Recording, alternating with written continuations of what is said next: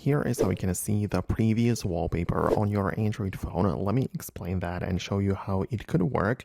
If it's your first time in here, subscribe so you never miss anything important. So it heavily depends on how exactly you set the wallpaper up. For example, I downloaded an app from the Play Store which is called Zedge, and I liked this one because it allowed me to access plenty of cool wallpapers and everything, right?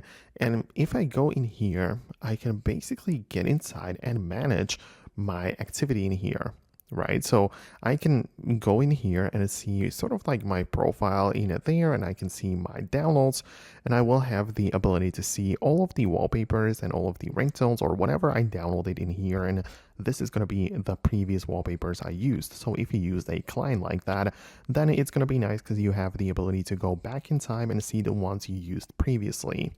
If not, you can still just open up your settings app and find a wallpaper and a style, depends on your phone. But in here, if you click on a change wallpaper, you will have the ability to pick between the ones which you have like built in, or some colors, depends on your phone and everything. But in there, you can also manage it like this, and you'll have the ability to perhaps go back in a time and choose the recent photos. And if you see the ones you have been using previously in here, you can choose those. But in my case, it doesn't particularly show me the history of changes on the wallpaper, so that's something which I don't really have access to. But you can as well just browse your gallery. You might come across pictures or photos which you've used for wallpaper, just like normally in your gallery or in the Google Photos if you back it up right there. So, it depends on your situation, but these are the options that we have. So I hope it helps. I just hope that I was able to show you and explain how you could approach this. Let me know your thoughts and opinions below, and I'll see you in the future videos.